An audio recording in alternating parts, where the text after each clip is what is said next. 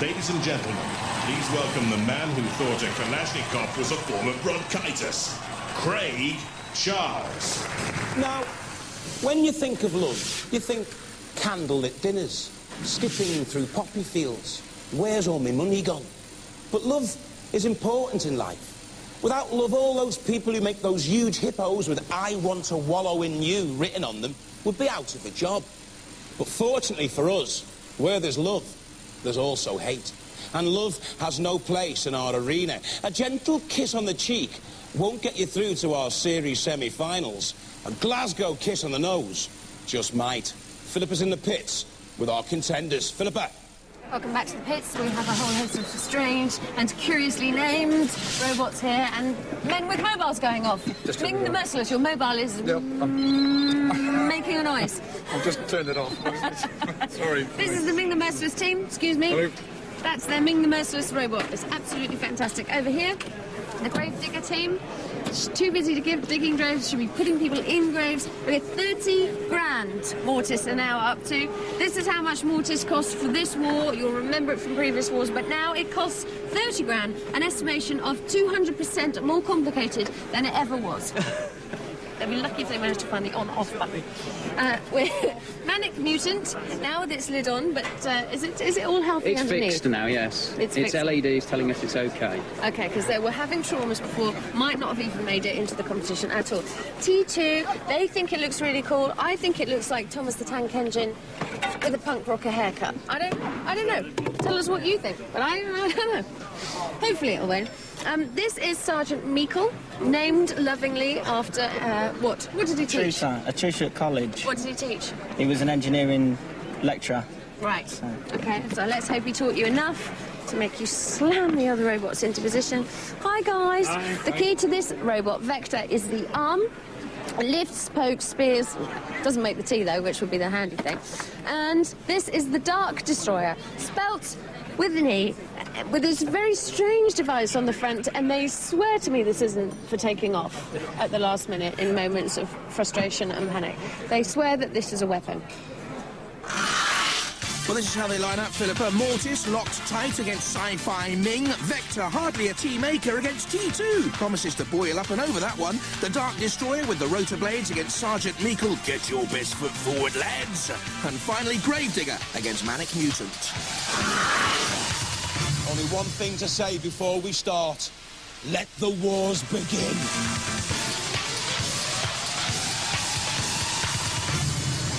From Cambridge University, Mortis. Back again, the students who fumed when eliminated controversially in the last wars. Mortis has been expensively improved. The 3 hits per second hammer is hellish. And now there's also a lifting arm.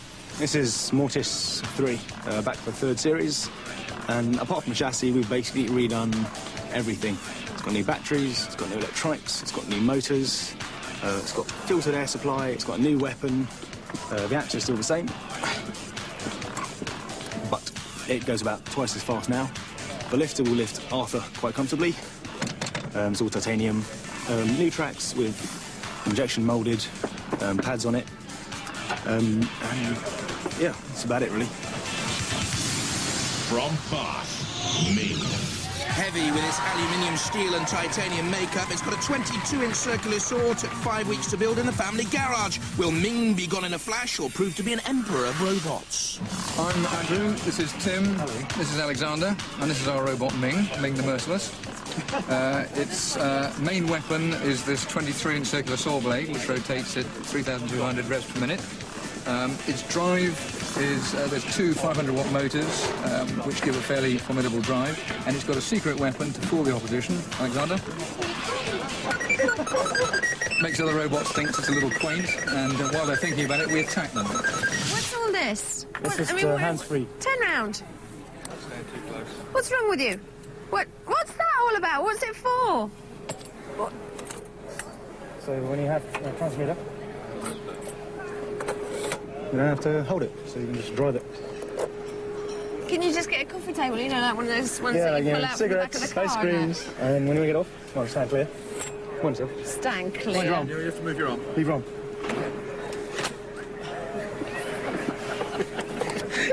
that over the top enough for you?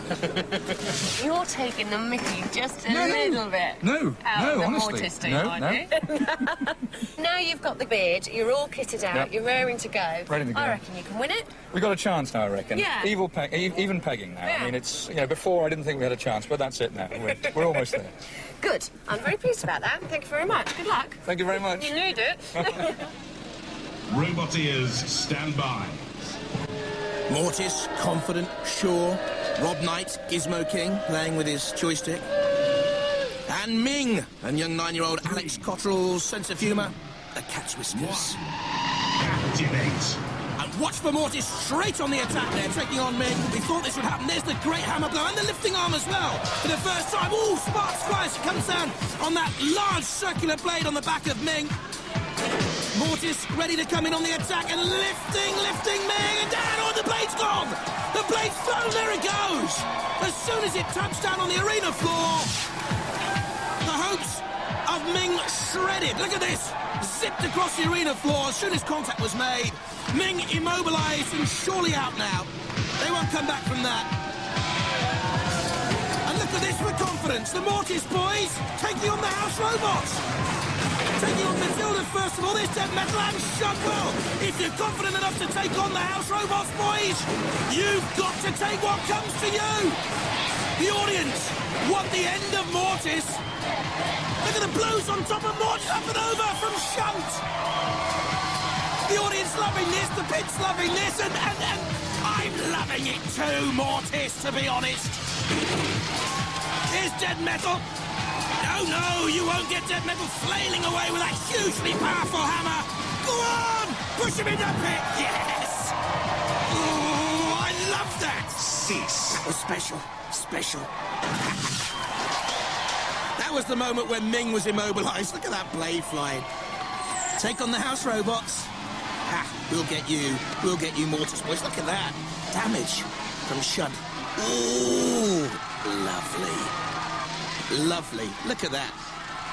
That's one of my favourite moments in the entire history of Robot Wars. Mortis go through. Let's hear for the Cambridge boys.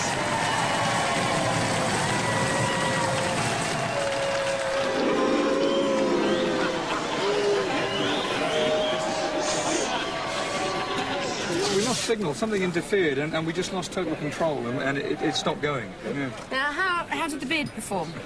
Well, it was itchy. Was it? Got in the way of it. Quite frankly, it was itchy and got in the way a bit. Yeah. Let's get rid of it. Come on. You don't need that beard anymore.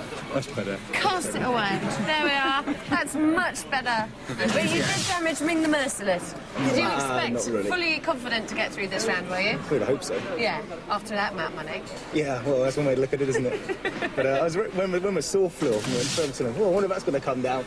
Yeah, exactly. And that would have been interesting. And then, we thought better have a go at the House Robots, and they hold us. Have you found any weak spots in the House Robots?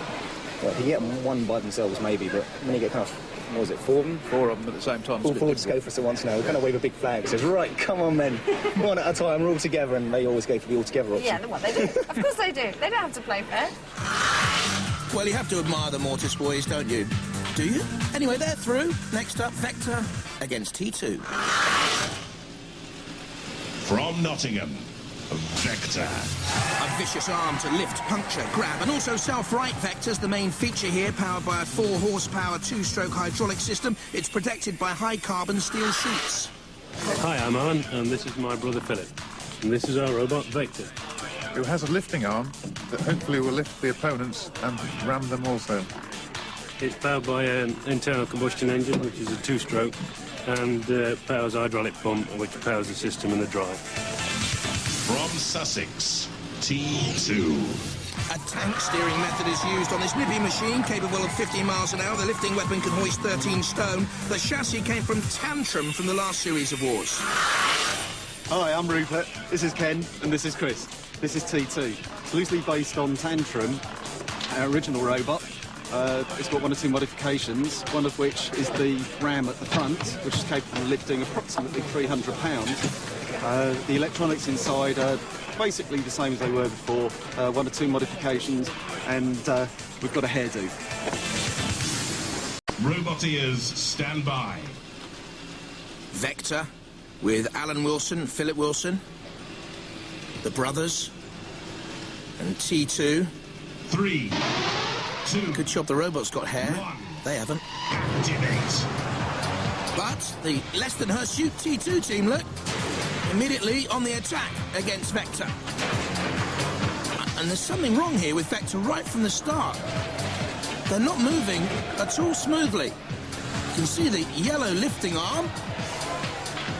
Lifts, shreds, pokes, cuts hair, drives a car, works a computer. Does just about everything, that arm, except move.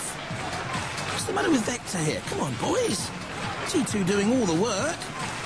Looks like a weird demonic drag racer. T2 on the attack. Slowly, though. What is the matter with Vector? You can see the exhaust. The engines are obviously working, but maybe not the brains of the drivers. Alan and Philip Wilson, come on, get Vector moving, because there's Matilda, look.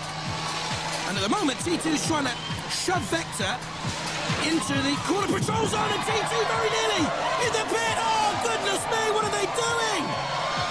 Rolled over, gone belly up, and they've driven themselves into oblivion, T2. Oh, dear, look at this. Oh, look at that, T2, flushed down the loo. And I wonder if they go through, because were Vector immobilised before T2 went down? I honestly don't know. They're in the pit. Now there's Vector getting some battle scars from the house robots. Well, it needs some scars. Oh, that's a scar, isn't it? Because let's be honest, Vector didn't do anything. And I think that's key. You see, I think Vector was immobilised right from the start. Therefore, T2 should go through. Only in my opinion, it's gone to the judges, because T2 did all the work before driving itself stupidly into the pit. 6. We'll go to the judges, but for me it's T2, even though it's in the pit. Gleaming eyes of T2. Looked confident here and on the attack, of course, and bullish. And you see there's no movement from Vector. Something's gone wrong with the engines, don't know. It's not moving. This was, I'm afraid, Rupert, Chris and Ken, crass stupidity on your part, rolling over into the pits. Despite going into the pit, the judges have given it to T2.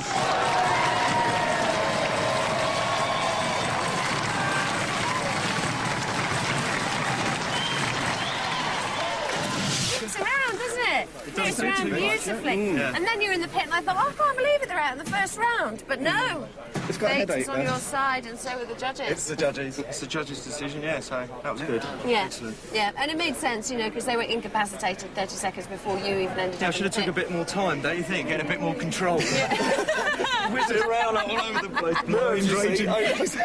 Correction every time. T for 2, 2 for T, through an Esprit, and next up Dark Destroyer and Sergeant Meikle. From Hampshire, the Dark Destroyer. A blade powered by a mini starter motor provides the main punch, the steering provided by a car window motor, the main drive from a golf caddy, but with a turning circle of 5 feet, it's cumbersome. My name is Bob Dark, I'm the team captain. This is Chris Dark, my son, the driver, and Neil Dark, my brother. This is our robot called the Dark Destroyer. Its main weapon and only weapon is this Nars blade from a lawnmower. A blade that goes around at a considerable speed and hopefully cuts things apart. All the steering and the driving is done by the front wheel, which is driven from golf trolley wheels. From Coventry, Sergeant Meikle. A 13-strong team took 7 months to build this, the tallest and longest in the heat, with a 3mm thick aluminium shell and a punching, lifting, ramming weapon powered by carbon dioxide. I'm Dean, this is Scott, and that's Andy, and this is our robot, Sergeant Meikle. It's powered by two 12-volt wheelchair motors with a 12-volt dry cell battery inside. We have two main weapons. First is a pneumatic punch that comes in and out like so. Hopefully we're going to pierce the armament of any other robot. And then our other weapon is an axe with a duralium head. Hopefully we're going to rip the other armament on the other robot to shreds. Robot ears, stand by. Looks like a stealth bomber, Sergeant Meikle. Dean Scott and Andy. Attention, you lovely boys, you. And the Dark Destroyer. 3, with the Dark family. 2, Robin, Chris, 1. and Neil. Activate. And look at that flailing blade, the rotor blade on the back of the Dark Destroyer. Ooh, you really wouldn't want to get in the way of that. And the axe blade on top of Sergeant Meikle, intended to create mayhem, was nearly sliced and shredded itself. Look at that there, on the side of Sergeant Meikle. The Dark Destroyer blade is already causing problems. Until it was stopped itself. Did you see that then? The blade was actually stopped. Almost like a lawnmower blade when it hits a tree stump. And again, look. Now that could be a problem later on if the Dark Destroyer survives this opening battle. Just being pushed towards the arena edge, slowly and surely, by Sergeant Meikle, getting away. Coming in on the attack again. You see the blade stopping on the bodywork of Sergeant Meikle. Aluminium shell, 3mm thick. So it obviously needs a run-up on the attack, the Dark Destroyer, to get any sort of penetrating, punishing power from that blade. It's all a little bit like a slow waltz at the moment. We need to up the beat, boys. We need a little bit of a disco beat on that arena floor. Two robots who look about as attractive as anything Matilda would pick up on the disco floor. In she comes. Meikle just trying to get some room to bring that axe blade down. Doesn't look greatly punishing, does it, the blade? Looks like a feather, really, on the end of an ostrich leg. And it's all a little bit tentative. Tight and tense. Oh, look at that! Was the blade on the Dark Destroyer folded there? Yes, it has been folded. You can see, compressed together. Damage sustained by the Dark Destroyer. And that'll count against it because it's gone to the judges now. Well, let's have a look at it again. You can see the axe blade on Sergeant Meikle. There, the Dark Destroyer's rotor, showing 4 points to the cross, later to be compressed, but Meikle taking damage a little bit from Matilda. You can see gash marks on the side of Meikle as well. And for me, the Dark Destroyer just did enough. It goes to Dark Destroyer. They go through to round 2.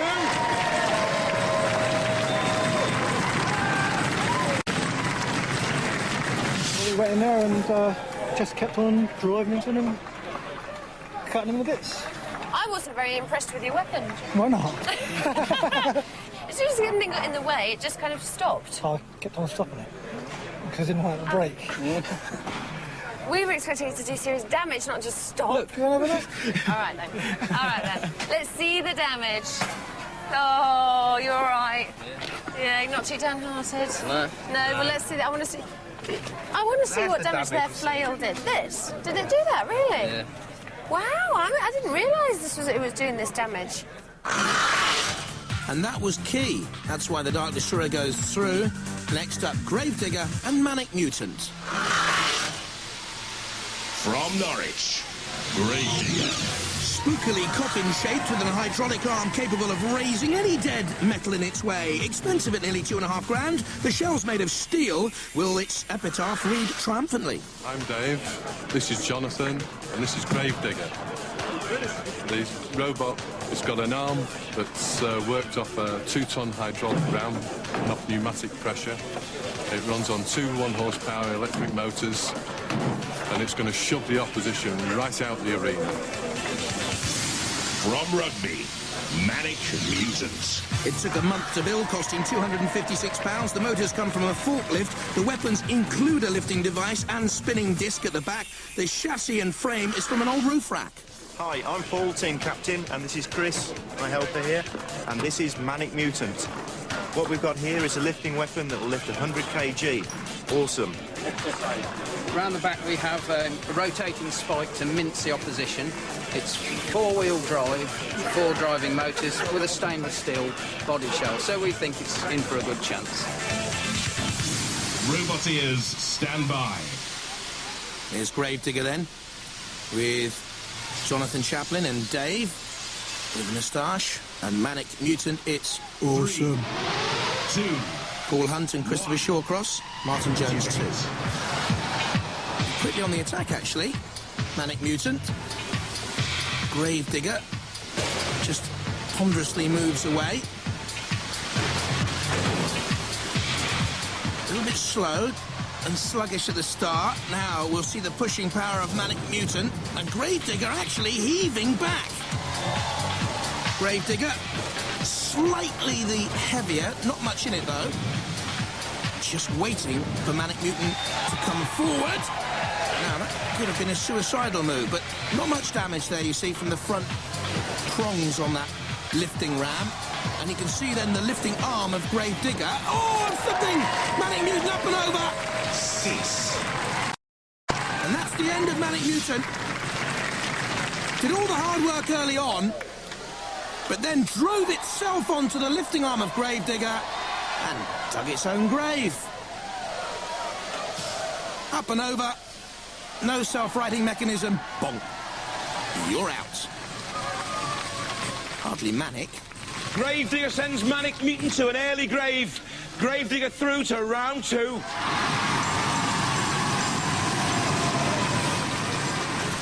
We got them. We did the job. We really did the job. Just try not to be too smug. No, we're not smug at all. No. That's what Jubilant. That's what we made it for. Jubilant winners. Congratulations. Oh, thank you very much. All jubilant so far. Mortis and T2, Dark Destroyer and Gravedigger looking uncannily like Cassius, the Rex Garrod machine from the last wars. This is how they line up then for the round 2. Mortis against Gravedigger, Dark Destroyer against T2. Time to rebalance steering mechanisms. Time for us to knock down obstacles and build up hopes with the pinball. Now, as well as our main competition, we've been running some other battles just for the fun of it. One of which has been our Pinball Warrior Tournament. Let the trials begin.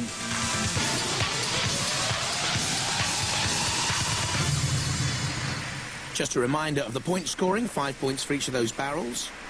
50 points for that target, fiercely guarded by Sergeant Bash. 10 points for releasing the multi-balls, 5 points for each ball that goes down a pit. 75 points for that target, again guarded by House Robot. 25 points for that door, locking the door open. If you go up the ramp, you get another 20 points. 25 points for knocking the big ball into the pit, and 5 points for each of those barrels. And let's see how Dominator, the first of our pinball entrants, got on. Well, very well. Good points scored all around the arena, leading at the moment with 160 points. The House Robots weren't pleased. They exacted their penetrating, punishing revenge. Then Crusader started very well. The barrels scattered, early points picked up, then the target hit, 50 points there, getting beyond Bash. The terrible driving led to, well, that actually. And it was a really disappointing end to a good drive. And this is how the leaderboard stands. Dominator with 160 points, Crusader with 90, and next up, Eye of Newt. The main feature of the weapon, hardened nose cones, the main feature of the body shell, hardened nose cones, the main feature of the team, hardened nose cones. Andy Miller, Alan Morgan, and Richard Pierce, up to all sorts of devilry. Ooh, and witchcraft. One of them's disappeared. Eye of Newt, Tongue of Toad, Wing of Bat. 2, 1, activate. Let's see if we can discover a spellbinding performance. 15 points, certainly on the board from the barrels being scattered. And another 5, and another 5. The spin of delight. Will they take on the ramp for 20 points? Killalot, by the way, has the freedom of the arena, can go anywhere. So you're not just trying to knock down obstacles and score points, you're trying to avoid the House Robots as well. Sergeant Bash, Lick of Flame, they forgot to add that to their magical conundrum. Killalot manoeuvring itself to have another go here and block Eye of Newt. Will they try and score easy points with the barrels? They need to get moving here, time is ticking away. They need a magic wand up there, really, don't they? They need to disappear fast from Killalot, that's for certain. Use your disappearing act, boys. Not enough points being scored early on here. They need to get up and over that ramp, score 20 points. No, you see the ramp's being edged away now by Bash. They waited too long. This is too ponderous. Go on, get moving, get moving. There's 50 points available. Go on. Ah, bad steering. Bad steering. Eye of Newt. Blind as a bat, it would seem. Nope, 50 points there scored. Well done. But time ticking away, and this isn't a particularly good score so far. Come on, one last dash towards the multi-ball. Oh, just missed. Time's going to beat them. It has. Oh, and Dead Metal showing them how it should have been done. Not a great score for the Wizards. Early on, looked promising, didn't it? The barrel scattered. That's the sort of routine start for a pinball entrant. 50 points, so they've done everything right, but slowly. And in the end, they missed the multi-ball. Time beat them. Not a good score. They'll be disappointed with that. And the judges have tallied it all up. It's 90 points scored. Well, they don't look too displeased. And it actually means now that they're joint second with Crusader, but a long way behind the leader, Dominator, with 160. More pinball mayhem soon enough, but right now, it's on with the wars. And this, the second round lineup. Mortis against Gravedigger and Dark Destroyer against T2. OK, best of luck. We hope to see a good show. And don't lay off those house robots, please. Don't lay off them. No, lay off those house robots. Oh, right. Don't be too horrible for them. They're ones that are kicking us in. We're going to go in and give it a most, even if it gets totally trashed. Good. We're going to go in and do it, yeah. And give us a good show. Yes, certainly. Fantastic. Thank you very much.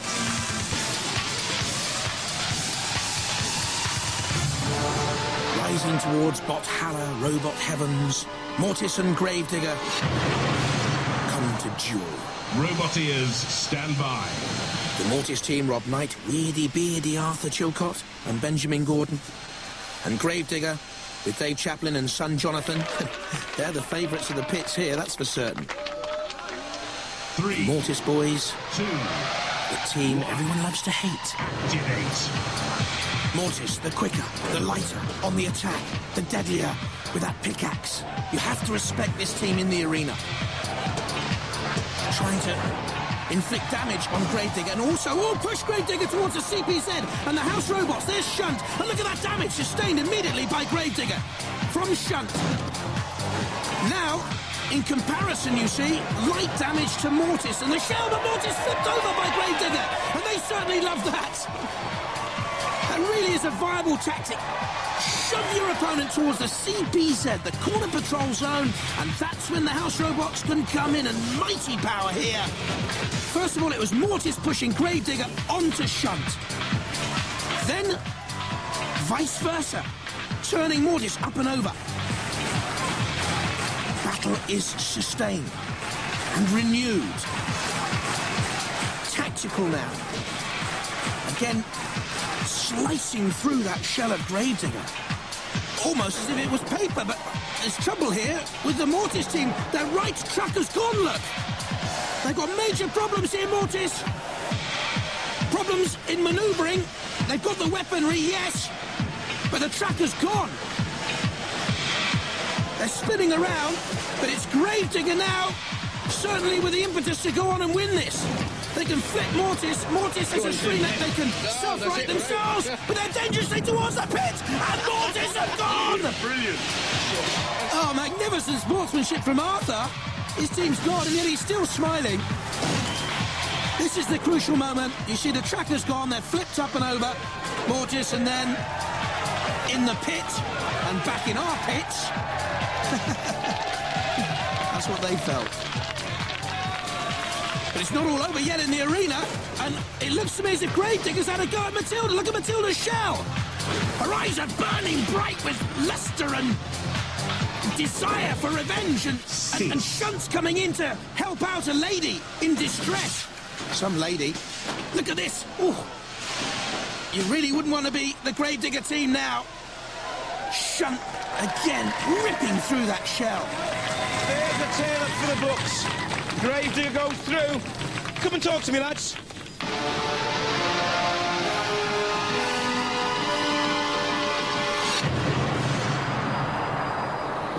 Rob, what went wrong? Don't know. I mean, you're the favourite. You were the favourite last year. You're the favourite again this year. And you just keep going out. You thought you were going to win it this year, didn't you? Well, we thought we had a good chance. We've always had a good chance. We've never done it yet. Are you going to come back next year? Yeah? Of course we are. Ladies and gentlemen, let's hear it for Mortis.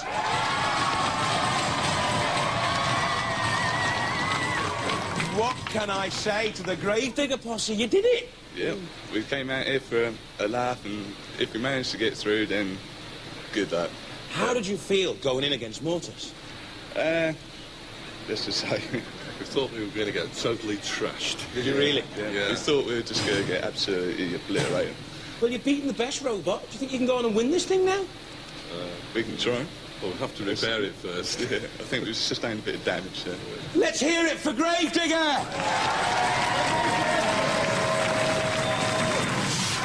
Backpack didn't do it then. Nah. 40 grand down the pit. It's tragic, really, isn't it? Did you think you'd get beaten by the likes of Gravedigger? No, must admit we didn't. Thought we should have taken that. But the best laid plans of mice and men. Too much bad luck. Yeah, too much bad luck, not enough sleep. Oh, excellent driving it was. Oh, well, I mean, we said we'd go out there for a laugh, and if it works, then it worked, and I just can't believe it. Sustained a lot of damage. But you were in there, underneath them. Yep, that was my aim. Just try and get underneath them, try and flip them over as many times as I could, but... So you didn't tell me beforehand because you were just too busy thinking we're never going to do this, we're never going to do this. Cool.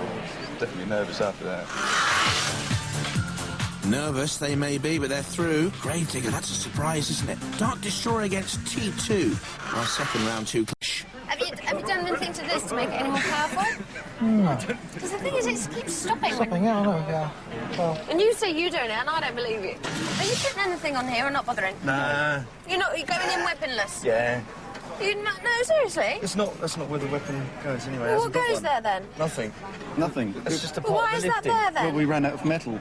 It's meant to be a bit higher. Oh. So we had to poke it out the top. Run out of metal and plastic. Well, quick, cut a hole in the top. Yeah, that's what we did. Yeah. We needed some chewing gum or something to put in there. Well, who knows what's going to happen in there with this lot. Expectancy rises, and with it, the teams the Dark Destroyer and T2. Roboteers, stand by. The Dark Destroyer, will the blade stop? Will it work? Robin, Chris and Neil Dark. And T2, Rupert and Chris Weeks and Ken Frost in the team. 2, 1, activate. A speedy start expected by T2. A little bit slower than we thought, actually. Oh, and look, the blade has been mended on the front of the Dark Destroyer from the earlier battle with Sergeant Meikle. Just denting, perhaps, the top of T2. Ooh, Dead Metal waits for the CPZ! Clever driving, pushing the Dark Destroyer into the grip of Dead Metal. And now look at the blade on the Dead Metal camera. Cutting to the heart of the Dark Destroyer. The eyes look menacing. T2's eyes gleam ferociously. The flame licks at the back of the Dark Destroyer. No damage really, though. Side by side, they duel. Now the blades can't cause damage there. As long as T2 stays to the side of the Dark Destroyer, it'll be out of harm's reach. Ooh, Dark Destroyer just away from the house robot there in the corner. They've got to stay away from that blade, T2. But how can they cause damage? Yes, it is agile, speedy, but lacks a little bit of cutting edge. T2! And now, ooh, just away from the pincer-like grip of Dead Metal. It's very cautious. A conservative battle, this. T2. Perhaps just trying to edge the Dark Destroyer towards a pit or a house robot, getting in underneath now. This is where they could cause damage. If they can turn the Dark Destroyer, they're now up on top of the Dark Destroyer and in danger of being flipped themselves. So just off the back of the Dark Destroyer they come. Away from the flame. Meanwhile, the Dark Destroyer, there's young Neil at the controls, trying to get in on the attack themselves. Once more, the blade pushed away by T2, and the blade stops. And now the T2 team can attack themselves. Very close, this one, for the judges. Very, very close. Get out of there, Matilda. Really, so difficult to pick this one. T2 driving the Dark Destroyer onto the arena wall. And just when they might have been flipped, ducking away from danger. Burning the Dark Destroyer, sustaining some damage. There, the blade trying to create damage. T2 just away from dead metal. Poor driving to get themselves in there in the first place. Damage style, control and aggression, the factors the judges are looking for. T2 doing the work. Well, we have a decision from our judges. It's a split decision, 2-1. There's a bit of controversy here. They've gone for the Dark Destroyer.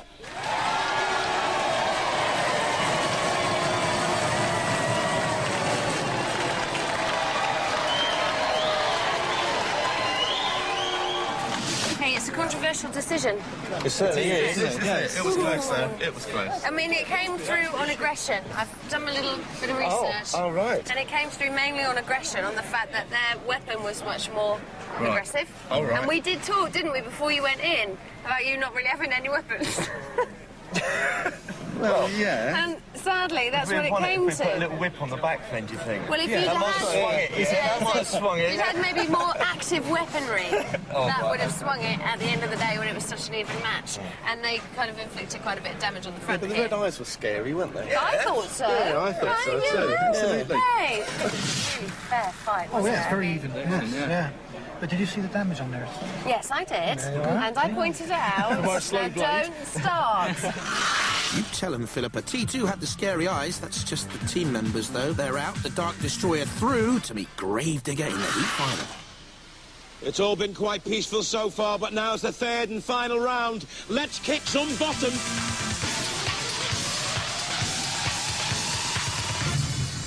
Well, at this crucial stage in the proceedings, I'd like to say that the tension's running really high here in the pits. But sadly, it's not because they're all too laid back. The Dark Destroyer, how are you feeling? Fine. Yeah, exactly. Gravedigger, how are you feeling? Definitely fine. This does nothing for the drama of the moment. And this is how they got to the final. The Dark Destroyer beating Sergeant Meikle, first of all. He went to the judge's decision. And then T2, likewise. The Dark Destroyer's weaponry. Crucial, the more aggressive of the two robots, the judges thought. Gravedigger, flipping manic mutant. Then the shock so far, beating Mortis. Immobilised Mortis into the pit. Arthur Chilcott loved it. His team were out, though. Gravedigger then sustained punishment from the House Robots. Now, how crucial will that be in the heat final? Roboteers, stand by. Gravedigger, you can see the scratches, the dents, the patches on the Gravedigger team. Dave Chaplin, Jonathan Chaplin, and the Dark Destroyer. Another father and son team. Robin Dark and Chris at the controls. Dads and lads in the final. Gravedigger. Just coming in underneath the Dark Destroyer and trying to use its lifting arm. The blade scratching really at the surface of Gravedigger, no more than that. Taking a knock on the staring eyes. The weapon here on the front of the Dark Destroyer is all important in this final. So too the lifting arm of the Gravedigger. And Chris Dark knew that and steered the Dark Destroyer away from the front of the wedge-shaped, coffin-shaped Gravedigger. Look at the scratches on the side there from the rotor arm. That rotor arm of the Dark Destroyer, so important, powered by a mini starter motor. Onto the pit of flame they go. The Dark Destroyer, and into the clutches of dead metal, trying to drag the Dark Destroyer back into its CPZ, into its lair, and create more mayhem and mechanical nuisance and devilry. Scarring the Dark Destroyer, living to fight on, though. To replace this, of course, in the series semi-finals.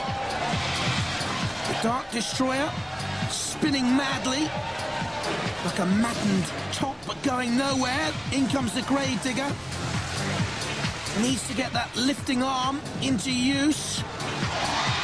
in towards the corner, trying, you see, to push the Dark Destroyer into the grip of dead metal. Bottom of your picture. Again, a very, very tight and tense heat final. And there, the lifting arm flipping the Dark Destroyer up, but not over. Dead metal pinning down the rotor blade. But the Dark Destroyer, with speeds up to 6 miles an hour, gets away once again. Gravedigger waits. Just has a moment's thought. Scratched and scarred. Ooh, look at that scar around the side. Patched up. Bloodied and bruised. But edging the Dark Destroyer towards the arena wall, and at the same time steering itself away from that blade. Well, it may look bizarre, the blade, but it's been effective throughout all the heat. And from the shunt camera, we can see there the Dark Destroyer flipped up and over, and now sustaining punishment on its underbelly from shunt. This is crucial. This is a crucial moment in the heat final. Up and over the Dark Destroyer. Now the rotor blade is entirely useless. They know it. They think it's all over for them, and it is. The Dark Destroyer here. And look at Gravedigger. Well, how cocky can you get? They're taking on Sergeant Bash. The Dark Destroyer boys know they're out of it. Ooh, and they're not going to have much left of their robot, I think. In comes dead metal. Slicing into the bodywork. Very dangerously near those tyres as well. The sparks flying away from the Dark Destroyer. They're spark out. Oh, what must it be like? You spent weeks and weeks preparing your robot, getting it honed and ready, and then it's just shredded. How sad. How marvellous. This is what we dream about in our bot beds, Gravedigger the winners. We love the punishment. Love it. Gravedigger with a clear win. Flipping Dark Destroyer. Gravedigger through to our series semi-finals.